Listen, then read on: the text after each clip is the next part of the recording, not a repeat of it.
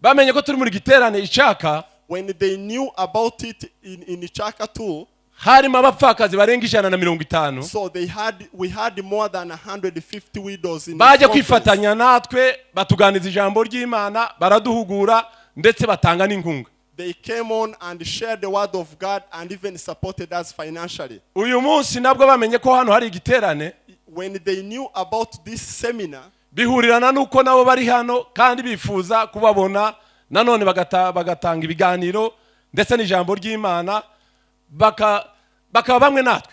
So they chose to come and join us so that they can give us more effort. Kuba rero turi kumwe nabo hano, so to be with them now, ni umugisha w'Imana. It's a blessing of God. Ndagira dukomere Imana amashyi. Let us clap for the Lord. Naringize ngo abatarabashe kubana nabo muri Ntoro, for those ones who were not with them in Toro, uyu munsi bakaba babona hano, to see them here. Ntimwibaze byinshi. Don't ask yourself a lot. Baradukunze, they love us a lot. Bakunda ibyo dukora, they love what you bihura do. n'ibyo nabo bakora. It's the same thing. Bajya bavuga ngo ibisa birasabirana. So things which look the same kubera uwo stay the mutima numva ari byo byaduhujije. Because of that heart, that's why we are connected. Rero nimunemerere nakire mushumba Patrick atambuke. Let us invite Patrick to come forward. Amazina arababwira hanyuma itakomeza Imana ibamugisha. I greet you in the name of Jesus. Turabasuje mu izina rya Yesu. And we are so happy to be here. Biradushimishije kuba hano. Amen. Amen. I think I know most people and most people know me. Ndabizi ko nza abantu benshi muri mwe kandi abenshi namwe muranzi. But I will just ask if everybody can greet one another. Kugira ngo mumfashe buri muntu asuhuze mugenzi we. Muramu basuhuje ari je uho basuhuza. Ubwo nije ubakoze mu kiganza.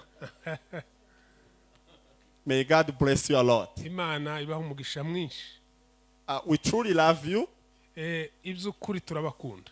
And we love more of the work which you do. Kandi dukunda n'igikorwa murimo. There is one thing which we are going to be remembered of. Hari ikintu dushaka kwibuka. No, there are things which we are going to be remembered when we are no longer living in this world. Hari ibintu tudashobora kwibuka mu gihe tuvuye muri iyi si. Hariho ibintu bazatwibukiraho igihe twabaye muri ino si. Okay. One of it is something to lend hand to another. Bimwe muri ibyo ni ikintu twatanze cyangwa twagiye duhana. So it's something which you did for someone. Ikintu wakoreye mugenzi wawe. So I do know that there is many pastors among ourselves and there are people who are old here. Ndabizi yuko muri twe harimo abapasteri n'abantu bashesha kanguhe. And I don't know if there is anybody which they talked and said people had the cars, had thing. People always talk about something which someone did.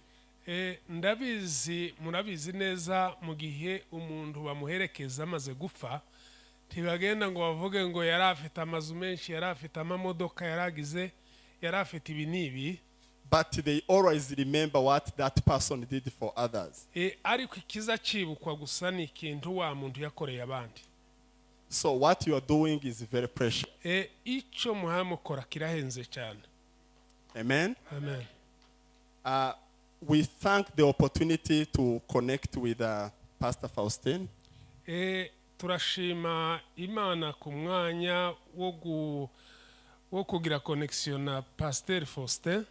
And all people who work with him. Hamwe n'abandi bantu bakorana. It's a big calling. Ni umuhamagaro munini cyane. And it's a calling which is very heavy. Kandi ni umuhamagaro uremereye. But it's a good one. Ariko mwiza. Amen. Amen. Ikintu cyose kiza coroshe kiba ari kibi. Everything which we get without fighting for, it's bad. Ikintu cyose coroshe kiba ari kibi. So without taking long time, tudatinze, I want to invite my Reverend Chris. Turagira ngo twakire Reverend Chris. He's a friend. Ni inshuti. And he's a servant of God. Kandi ni umukozi w'Imana. And he's humble. Ni umuntu wicisha bugufi cyane. But he also does and love what you guys are doing. ariko kandi ndagira ngo mbamenyeshe ko ibi bikorwa murimo abikunda cyane. We didn't, me and him or himself, we didn't come here for the business trip. Ari nje ari we ntabwo twaje tuje kudandaza. It's only love which brought him from all the way to Canada to here. Ariko ni urukundo rwamukuye Canada kugereza hano. And normally when we come here, sometimes there is a struggles because of different everything. Rimwe na rimwe kuza hano ndibiba byoroshe, hari byinshi ducamwe kugira ngo dushobore kugera hano. And even when we are here, things are different. Nanone iyo tugeze hano hariho ibintu biba bitandukanye cyane. But I really thank God which have given him that calling. Ariko ndashimira Imana yamuhaye uwo muhamagaro. So he had asked about maybe for him he's going to take in a way so that people can be able to ask him questions. Iwe yifuje ko muzavuga aza gutanga n'umwanya abantu bakamubaza ibibazo. So that we can gain something from this. Kugira ngo abantu bunguke cyane muri ibi ngibi duhatuganira. Amen. Amen. So I invite you, brother. Ndagira ngo nguhamagare mwene data. Yeah.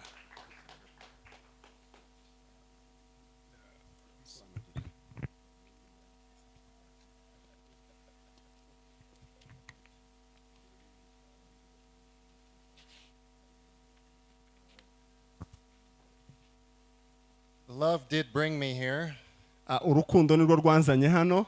and so did a massive plane. N'indege nini cyane.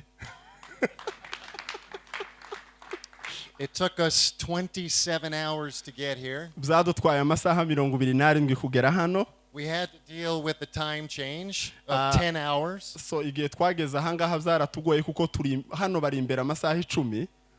We have to deal with the differences of food and climate. Ibiryo n'uburyo hanze hameze, iwacu twahavuye hakonje cyane. As most of you know, Canada is not the warmest nation. Nkuko bamwe mwaba mubizi, Canada ni igihugu kidashushe. Today I believe the temperature here is 27 degrees. Hano uno munsi ni degre 27. And in Canada it will be minus 20 degrees. Muri Canada ni munsi ya mirongo gushira muri freezer bakayipfundikira. So I'm honored to be here today. Ndanezerewe cyane kuba hano. And I want to share a few things first before we do questions. Ndashaka kugira ngo tuvugane utuntu dukeya mbere yuko mbaho umwanya mukambaza. The first thing I want to share in short is that God's heart is so massive for the widows. Icyo nshaka kubabwira nuko Imana ikunda abapfakazi kandi cyane.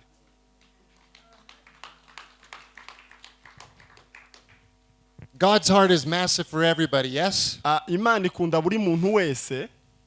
But for some reason in the scripture, ariko muri Bibiliya he points out his additional heart for widows. Ivuga cyane ku bapfakazi kuruta abandi bantu bose.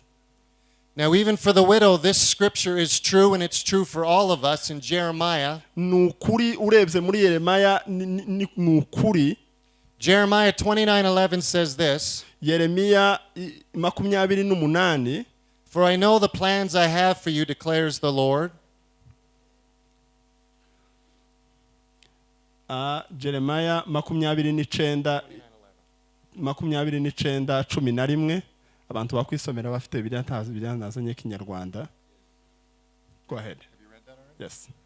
Okay. For I know the plans I have for you, declares the Lord, plans to prosper you and not to harm you, plans to give you a hope and a future. Have you read the whole thing? Yes.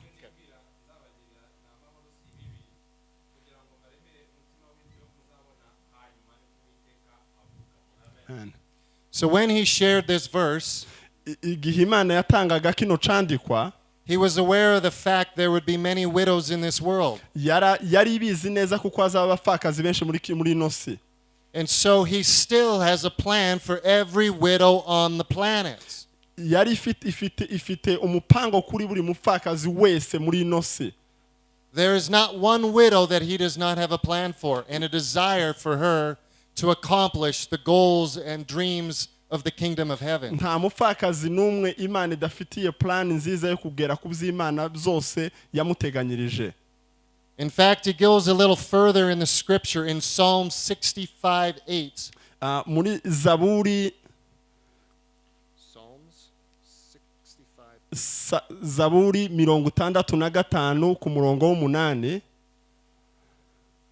And Psalm 65:8 says this, that God is a father to the fatherless and a defender to the widows.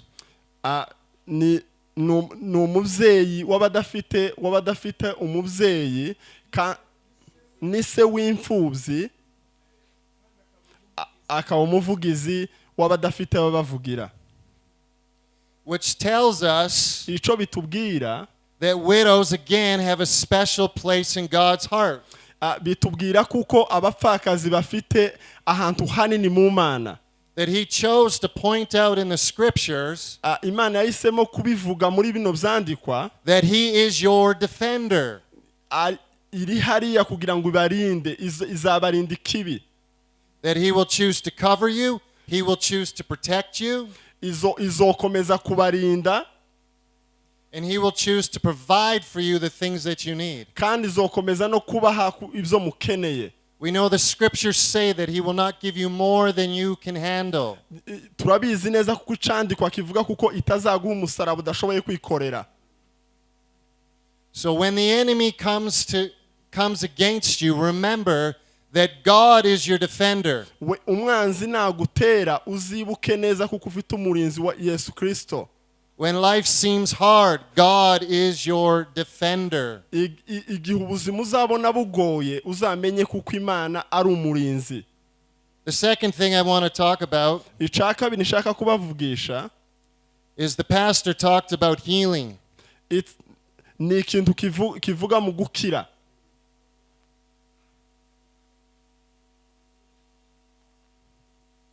And I want to touch on some of the ways that I believe that as widows, God can actually advance the healing in your heart.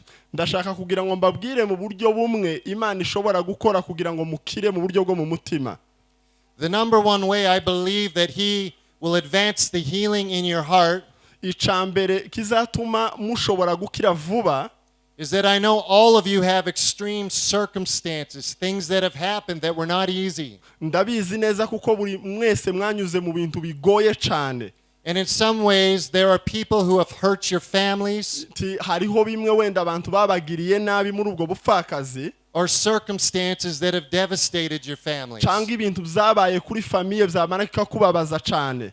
And one of the first things we need to do to free our hearts Icambere tukeneye gukora kugira ngo umutima wacu bohoke so that God can begin to build us up again, kugira ngo Imana ize kandi dukomeze dukuze, so he can build up our confidence in who we are as individuals, kugira ngo dukuze tube abo Imana yaturemeye. that just because you're a widow doesn't mean you're less than somebody who's not. Kuba uri umupfakazi ntago bivuga kuri munsi y'undi muntu uyu utari umupfakazi. He wants you to know he sees you the same way he sees me. Imana ashaka kugira ngo imenye neza kuko ikubona nk'umuntu apana nk'umupfakazi. In Canada, Muri Canada, widows are not frowned upon. abapfakazi ntago bazabagirira nabi. They are not looked down upon in any way. Ntago babareba ngo babasuzugure. In fact, people choose to come behind the widows to help them. Ahubwo abantu babaje iruhande kandi barangiza bakabafasha. A widow is not considered lesser than. Umupfakazi ntabwo ari umuntu barebera hasi. They are considered the same. Abantu babareba kimwe n'abandi bavyeyi bose. So one of the things I believe the widows need to do to move forward Icambere umukeneye gukora kugira ngo mwigire imbere mwiterambere is to make sure there's no unforgiveness in their hearts. Yes. Kumenya neza kuko udafite mu mutima wawe utababaye ku buryo udashobora kubabarira bakugiriye nabi. When there's unforgiveness in our hearts towards our circumstances, Iyo utabashe kubabarira ibyakubayeho cyo kubabarira bakugiriye nabi, it blocks bizana urukuta imbere yawe the hand of God from coming down. kugira ngo ukuboko kw'Imana ntabwo gushobora kugeraho kuko igikuta kiba kiri imbere yawe. and helping you to be pulled out of your ukuboko circumstances. kw'Imana kugukura hasi kukuzamura, haba hariho igikuta hejuru. The scripture says that if we don't forgive others, Bibiliya iravuga ngo iyo tutabashe kubabarira abandi, he will not forgive us. ntabwo Yesu wo mu ijuru nawe azatubabarira. We're all aware of this, Ibyo byose turabizi twese, but sometimes it doesn't really matter igihe kimwe ntibiza bishoboka until a situation falls upon us. igihe kimwe ntabwo twumva kuko bidashoboka kubabarira kugeza igihe ikintu kitubayeho kibi.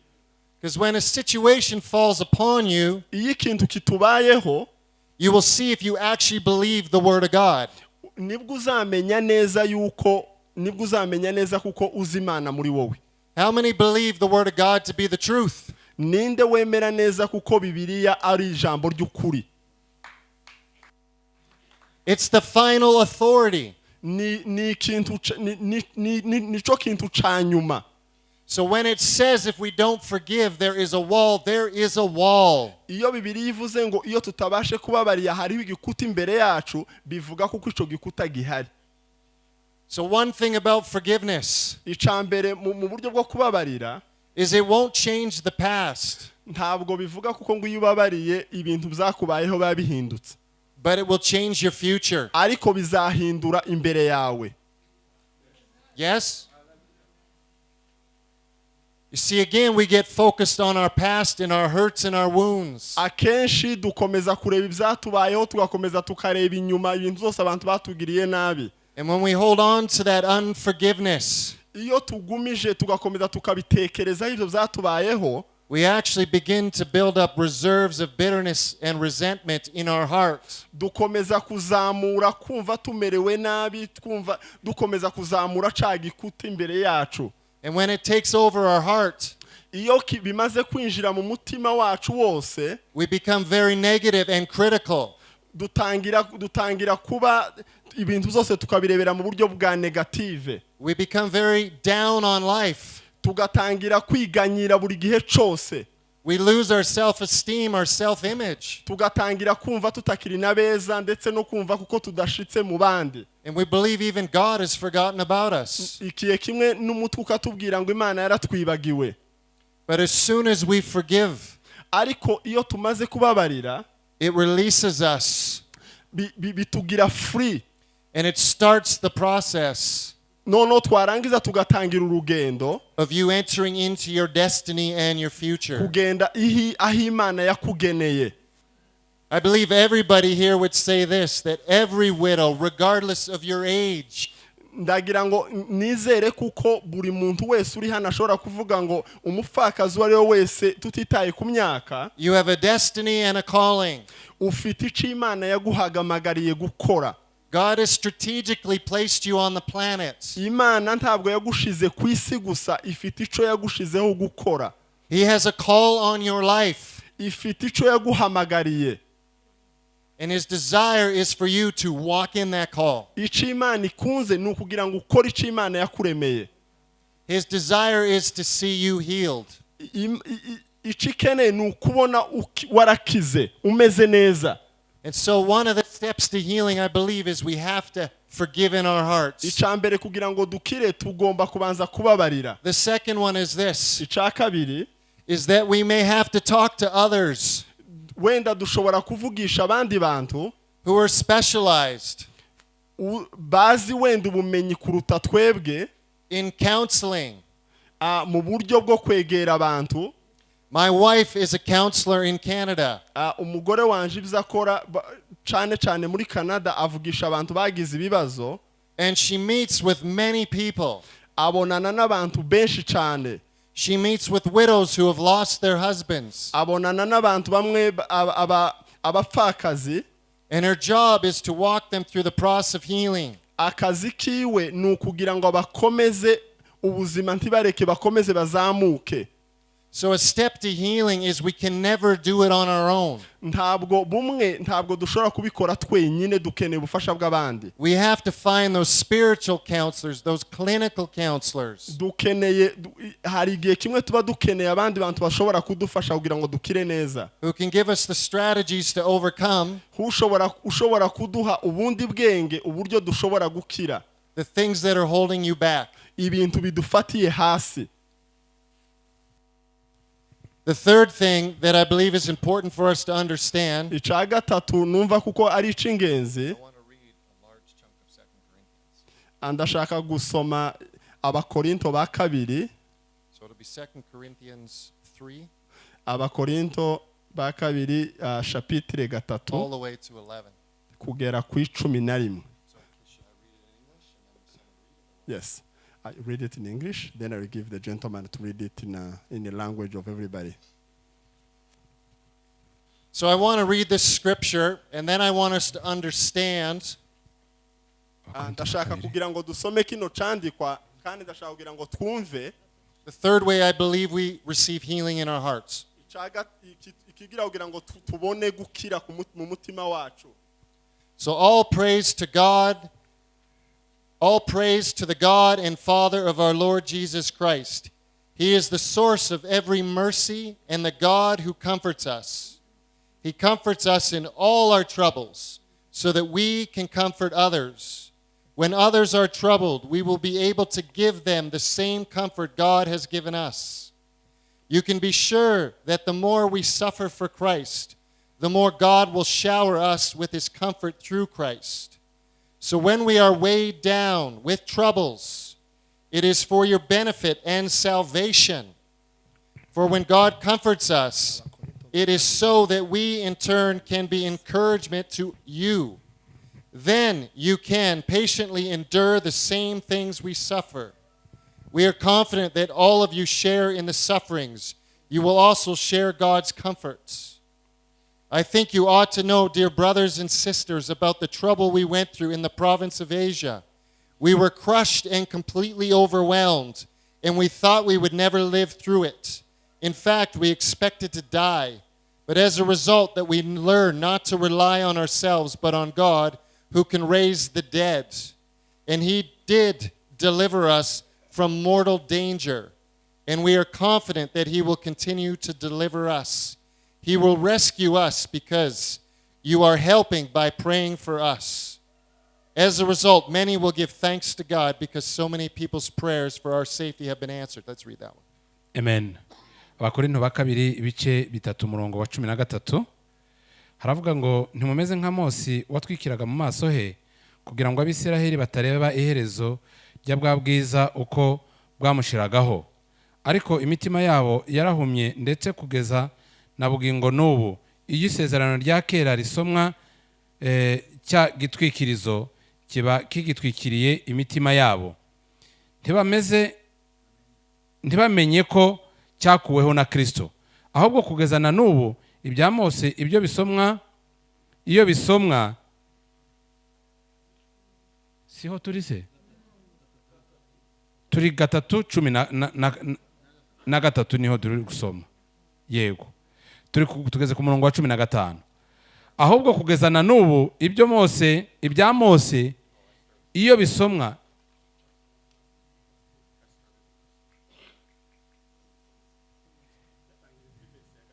Okay.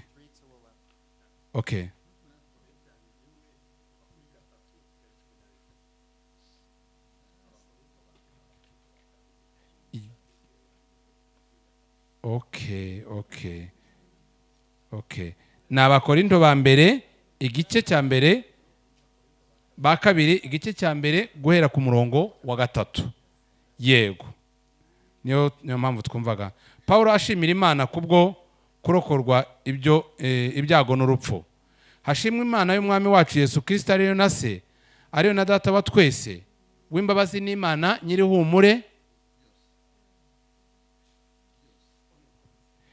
nyirihumure ryose, iduhumuriza mu makuba yacu yose kugira ngo natwe tubone uko duhumuriza abari mu makuba yose, tubahumurisha ihumure twahawe n'Imana.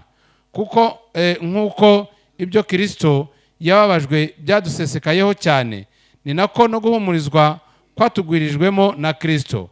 Iyo tubabazwa tuba tubabarizwa kugira ngo muhumurizwe no gukizwa, kandi iyo duhumurizwa tuba duhumurijwe no kugira ngo muhumurizwe namwe.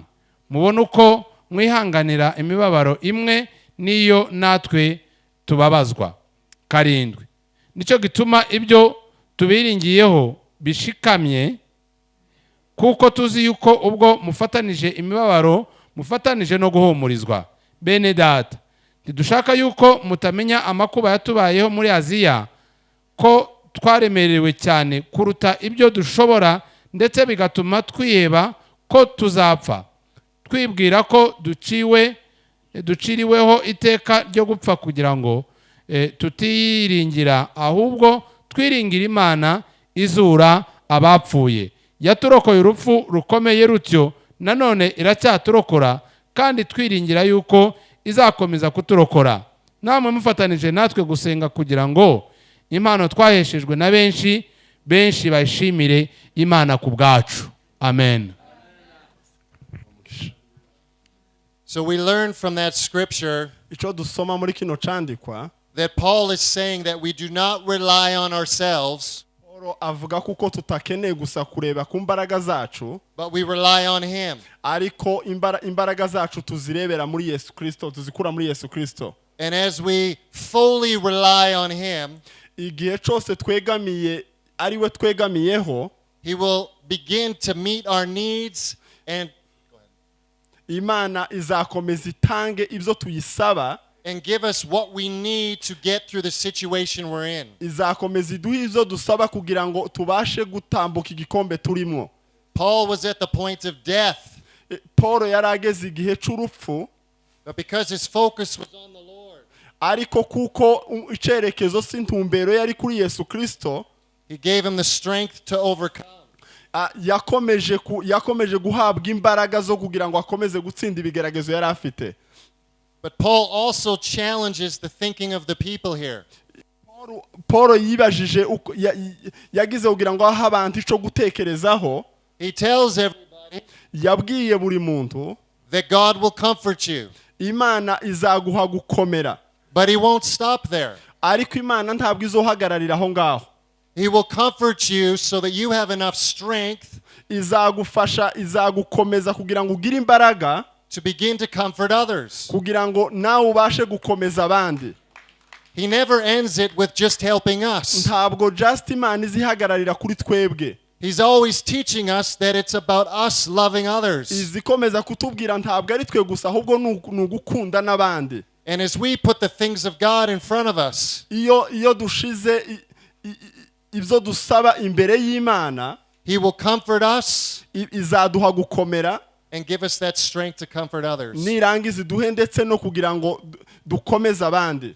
So I believe another key to the healing, Ndagira ngo ikindi kintu kidufasha mu gukira, and this isn't just for widows, it's for everybody, ibi ngibi ntabwo ari ku bapfakazi gusa, ni buri muntu wese, is that we actually receive comfort when we help others. iyo dufashije abandi biduha natwe gukomera.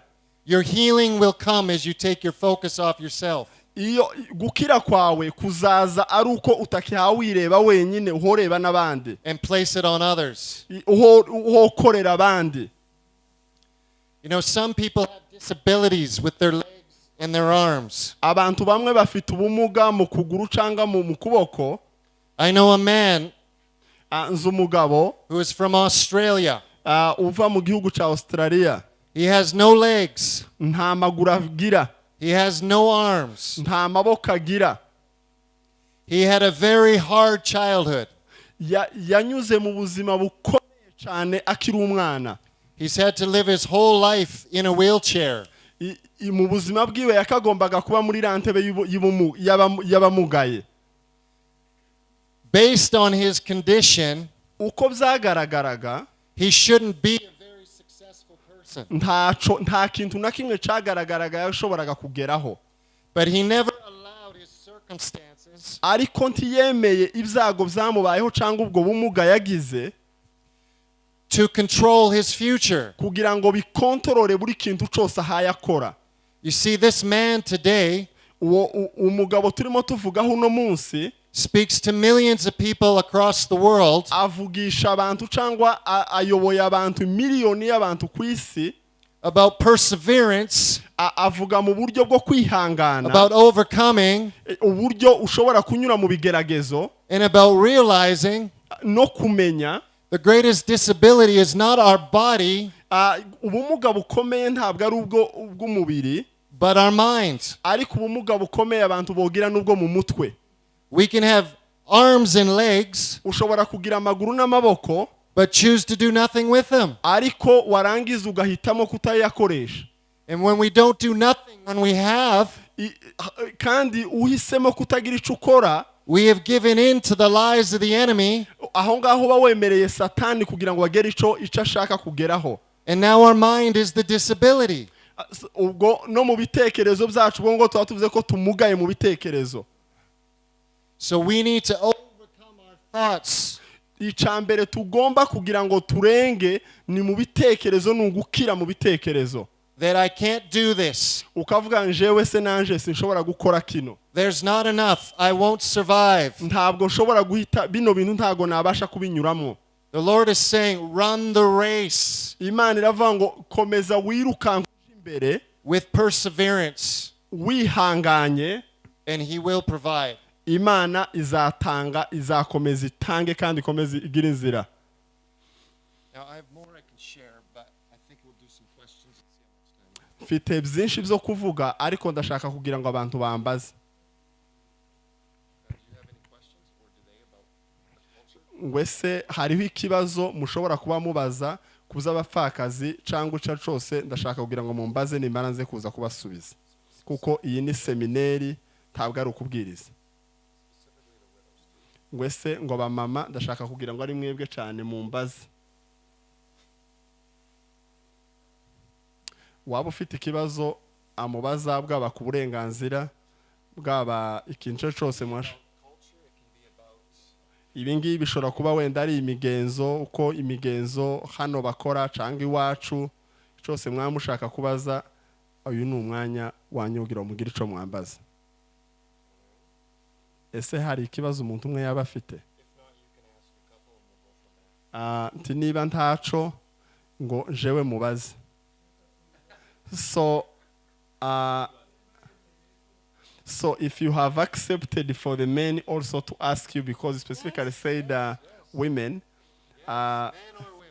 so umuntu wari we wese ashobora kumubaza. What I'm going to ask you, go ahead. In this time and period,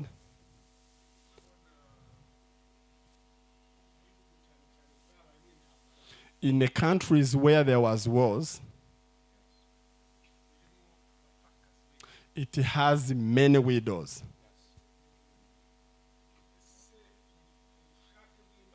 So in the will of God,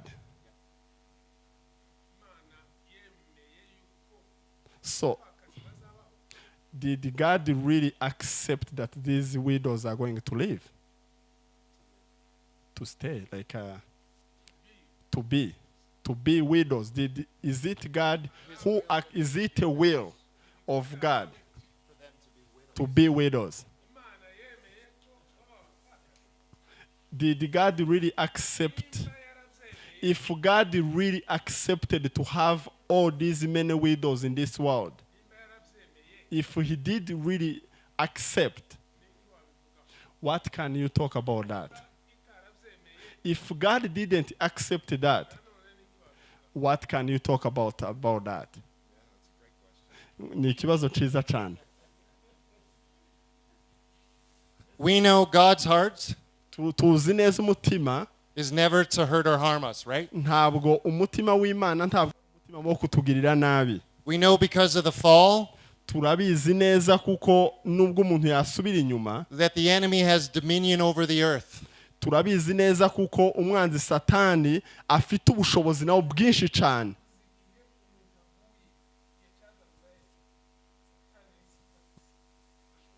Thank you. Go ahead.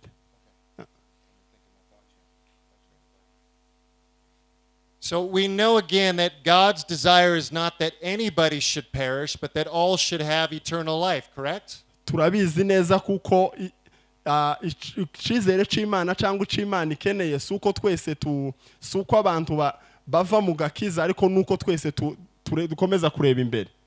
Sometimes I wonder, though, if God's allowing... Come and translate. I want him to translate.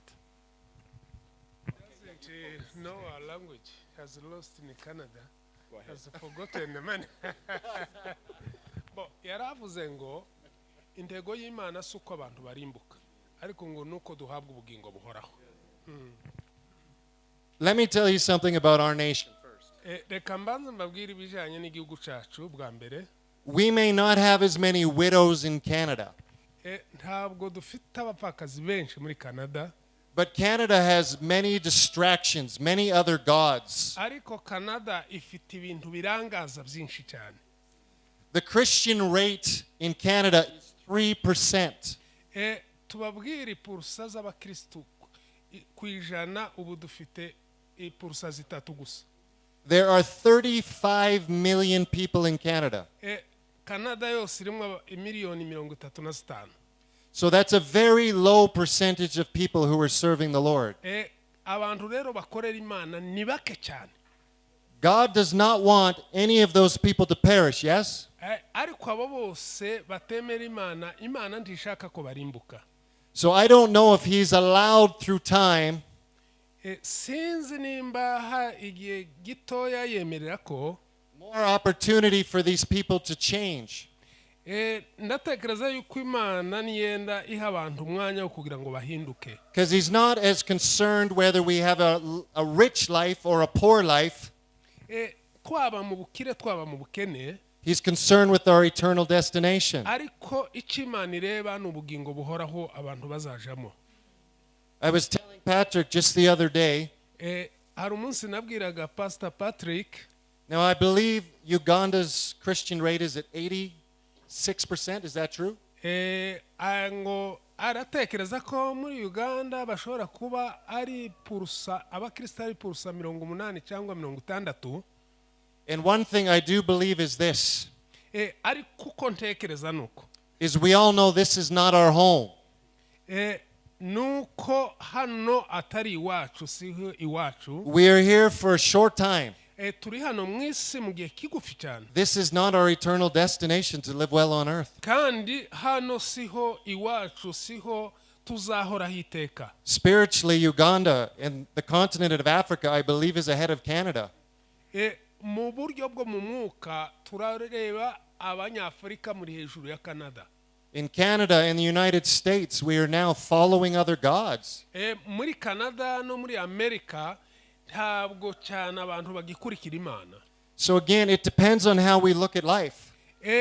Bijana n'ukuntu abantu bafasha ubuzima. If it's all about being on earth and this planet, nimba abantu bumva yuko iwaba ari hano ku isi, then it makes no sense at all. nta gaciro bifite rero. It seems like God's giving favor to America Niyenda Imana yahaye amahirwe kuri Amerika and not to Africa. Niyenda ntiyaha Afrika. But we must remember, we don't store up our treasures on earth, we store them up in heaven. Mumenye yuko ubutunzi bwacu tutabubika hano ku isi ariko tububika mu ijuru. And so the struggles in Africa may be many.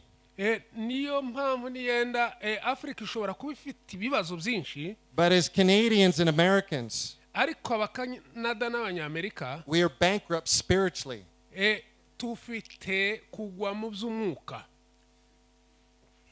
That's a tough question you asked. Yes.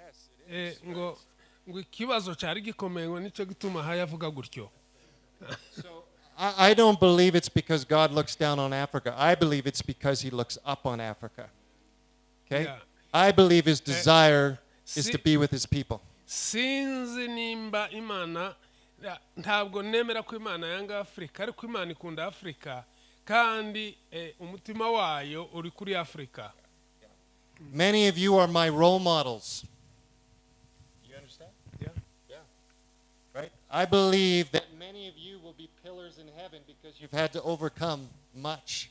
ndabizi yuko abenshi muri mwe imana izabagororera byinshi mwebwe abamama bihangana ubwo buzima izabagororera byinshi mu ijuru. The scripture says that the pillars in heaven are the overcomers. Ibyanditswe byera biravuga ngo abafite ikibanza mu ijuru ni abazanesha You are the overcomers. kandi muri mu bazanesha. Amen. Amen. You need to share that with our nation. Rero mukeneye kuza gusangiza ubwo butunzi mufite bwo kunesha mukabusangiza igihugu cyacu. Do you have anything to add to that? Come on. Pat's been in Canada for what? 15 years? So let's hear your perspective. arashaka kumbaza ngo naje nimbabwira uburyo mbona iby'abamama. He wants me also to speak about the issue of kubera Canada kuko and the mama. ngize ngo imyaka igera hafi 13 hariya. I have about 13 years in Canada, ariko icyo naje gusanga but what I have found, abantu benshi bafite ibibazo gusa nuko ibibazo bitari bimwe. many people there have problems, but the problem are not similar. abantu bamwe iyo ugiye iriya cyane cyane muri Canada Especially in Canada, if you go there, hariho ubwigunge bwinshi cyane. people are homesick. They are lonely. Yeah, lonely. aho ikindi twita hano abantu bita uburenganzira bw'abana, Other thing about the right of children, it may seem that in Canada we have a lot of rights of the children. biragaragara yuko muri Canada dufite uburenganzira, bisa nkaho hari uburenganzira bwinshi bw'abana.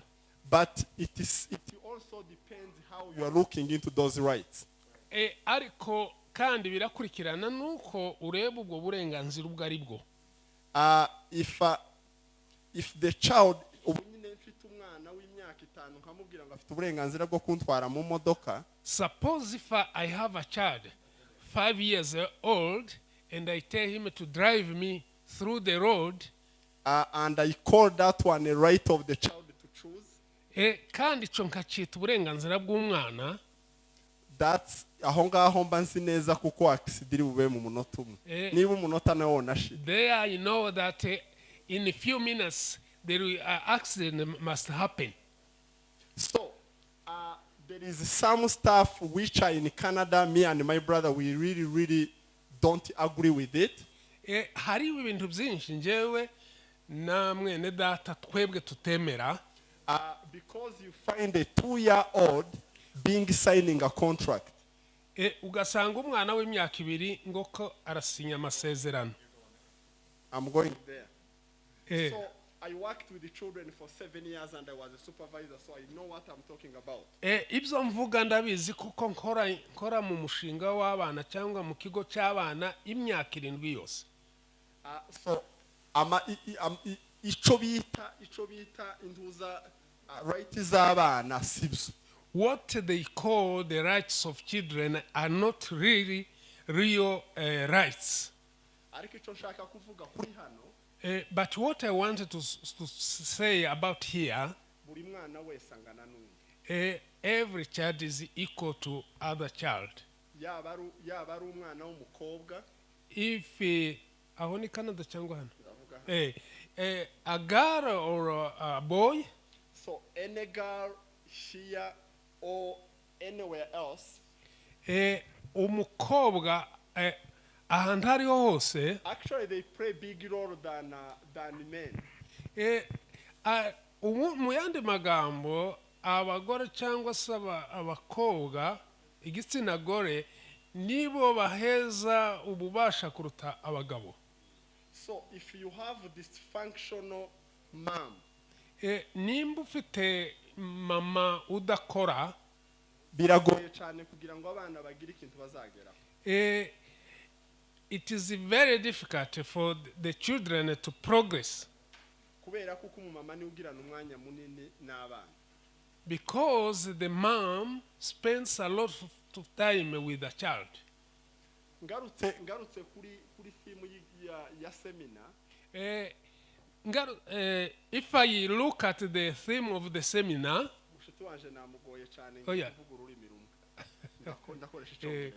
yeah. Sinkomeza kongera kuvuga. nta kibazo. So what I'm going to talk about if I come back on a seminar Nimba tuvuze ku kigwa cy'uno munsi muri iyi seminere about the working from here to there. mu bijyanye no gukorera hano cyangwa hariya To progress in terms of the business. cyane cyane mu bijyanye n'ubucuruzi. So I really thank the leadership of the mom who have planned that saving plan.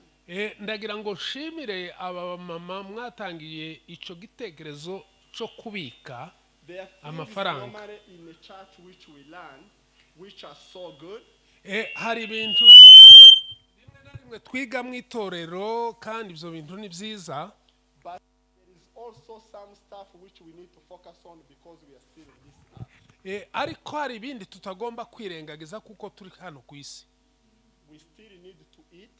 Dukeneye kurya, We still need to send the children at the schools. dukeneye kwigisha abana. So that's why it's so important Niyo mpamvu ari ingirakamaro to also look into the finances. kugira ngo turebe mu bijyanye n'ibyo dutunga. Amen. Amen. Because if I have not eaten for 2 days, Maze kabiri ntarya, I don't think that I can be able to stand here. sinshobora no guhagarara ngo mvuge aya magambo. So and I can't eat the Holy Spirit. Kandi sinovuga ngo ndarya umwuka wera. And this thing which we say, I'm going to pray God provide and throw the money on me, that's a wrong teaching. Abasenga ngo barasenga Imana ihanura ifaranga, ibyo ni ukuvuga ibinyoma. We need to take a step and work. Ni ngombwa yuko dukora.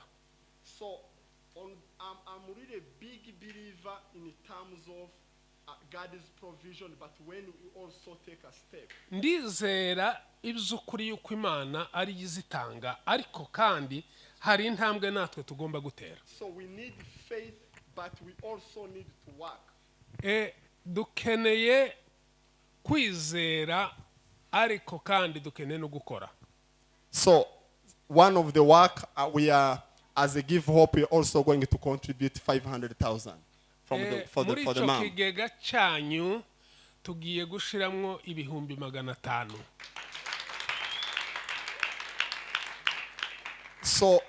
So that the program which all we do, Gahunda dukora twese, it's more. I always give an example. mpora ntanga urugero. If you give me 1,000 today, Nimba umpaye igihumbi cy'amashiringi, no, okay. If it is in shilling, if you give me 1 million shilling today, nimba uno munsi mbahaye kubera ko ari amashiringi mbahaye umuriyoni, if you give me 1 million, nimba umpaye miliyoni y'amashiringi, and I just choose to put it in my pocket and keep on using it, ayo uwo muriyoni noneho nkawushira mu mufuka nkaza nguma gukoraho, actually it's not even in a and I'm not a bad spender. Ntabwo nzanica n'abo amafaranga, ariko babwire ko bigenda giyo. So but You said in a few. yeah. Ariko ayo mafaranga uyampaye mu gitondo noja kugeza nimugoroba amafaranga yashize. I can spend this money in one day. Ariko ya mafaranga nyatoye nkayashira mu kintu nkarangura wenda k'ibitenge. But if I purchase something in business, narangiza nkagenda nkabigurisha nkungukaho ibihumbi 200. then I sell them and have a profit of 200,000. So then I'm progressing towards something. Ico gihimba ndimo ntera imbere hari aho ngana. So that's the thing which I encourage you so much, icyo nicyo mbashishikarizaho cyane, so that we can work day and night, kugira ngo dukore amanywa nijoro, so that we can keep on progressing in this work while we are on earth. kugira ngo dutere imbere mu gihe tugituye hano ku isi. We are not going to be rich in heaven. Ntabwo duteze kuzaza kuba abatunzi mu ijuru, We are not going to wait to get money while we are in heaven. kandi ntidutegereza kuzabona amafaranga ari uko tugeze mu ijuru. We need the money here. Hano niho amafaranga akenewe. So in heaven there is no rent, Munani mu ijuru ntawe uzokodesha inzu, there is no food, ntawe uzakenera ibiryo. there is no Yeah. food actually. Oh no. No need of, no, there There is no need of the food, of the physical food. ntawe uzagira ubukene bw'ibi byo kurya, But here we need it. ariko hano dukeneye kurya. So that's why we need to keep on working more. Nicyo gituma tugomba gukora. Okay, he's going to say one word, then we close. Yes. Yeah. Thank you.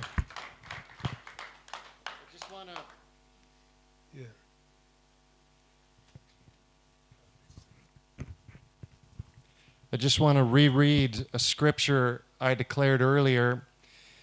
Ndagira ngo subire kuri iki cyanditswe nari nababwiye mbere. I just didn't give you the scripture verse. So Revelations 3:12 Ndagira ngo mbabwire ibyahishuwe 3:12 says, "The one who overcomes." biravuga ngo no. Okay. Ngo abazanesha "I will make him a pillar in the temple of my God, ngo nzabagira inkingi z'urusengero rwawe, and he will not go out from it anymore. kandi ntabwo bazongera gusohoka ukundi. And I will write on him the name of my God Nzabandikaho izina ry'Imana yanjye, and the name of the city of my God, kandi mbandikeho n'izina ry'umurwa w'Imana, the new Jerusalem, Yerusalemu nshya, which comes down out of heaven from my God, yavuye mu ijuru ku Mana, and my new name." n'izina ryanje rishya.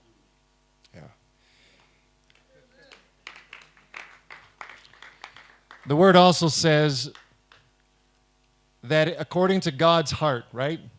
Ijambo ry'Imana riravuga ngo bivanye n'uko umutima w'Imana umeze, True religion is to love the widow and the orphan. Amen? biravuga ngo idini nyakuri ngo ni iryita ku mfubyi n'abapfakazi. So I would be honored if the widows would stand and I could pray for them. Ndagira ngo abapfakazi Is that muhaguruke okay? mbasengere. Yes. It's okay. Muhaguruke mbasengere. If I tried to say that.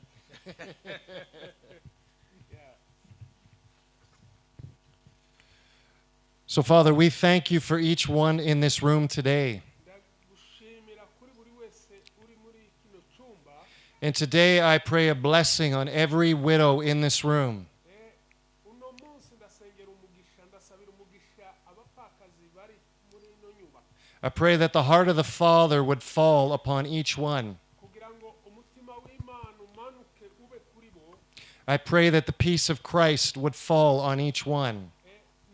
N'amahoro ava kuri Kristo amanuke kuri bo.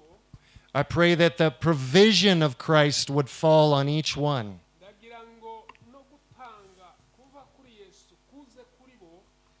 I pray that God would give each one amazing ideas of how to continue to take care of themselves and their family. Ndagira ngo buri muntu wese Imana imuhe intekerezo nzima zituma bamenya uko batunga imiryango yabo. I pray that God would remind each of you that you are just as valuable as anybody else. Kandi Imana ubibutse yuko ari abanyagaciro imbere yawe. So, God, today I pray Mana ndasabye uno munsi that your love would fall on each one in this place. kugira ngo urukundo rwawe rumanuke kuri buri muntu wese hano. Amen. Amen. Amen. Amen. Amen. Amen. ninde se reka tumwongera amashi menshi ariko ni makeya ko ntuba mwagombye kwisubiraho. Imana y'umugisha umukozi w'Imana kubw'ijambo ryiza avuye kutugezaho. Nje numvise yavuze amagambo akomeye cyane. Yesu ashimwe. Yatubwiye umuti ukiza imitima, kandi uwo muti nawutekerejeho numva urakomeye. Rero turamushimiye, Imana imuha umugisha. Icya kabiri ni icyifuzo. Icyifuzo cya mbere, aba bantu sinzi buryo Imana yaduhuje. Ngenza nibaza ibintu byinshi. Twahuye mu buryo butunguranye na Patrick na timu yarayoboye. Twisanga mu giterane kandi bakora imirimo itangaje. Ntabwo twari twigeze tubivugana. Uyu munsi nanone araswa kandi haba iyo coincidence. Uko kongera guhurirana mu buryo butunguranye. Bivuga ko Imana irashaka ko dukorana. Mwe nimwumva ko ari byo? Nari ngo mureta mukoma amashi. Nubwo twobyanga, Imana yo yabikora. Kubera ko yabikoze ubwa mbere ntacyo twakoze. Uyu munsi ikaba yasuye kubikora ntacyo twakoze. Nubwo twobyanga izosubira ibikore. Ariko niba twese tubyemeye hamwe nawe kubana no gukorana, dukomere Imana amashi. Ndasubira nanone shime inkunga batugejejeho.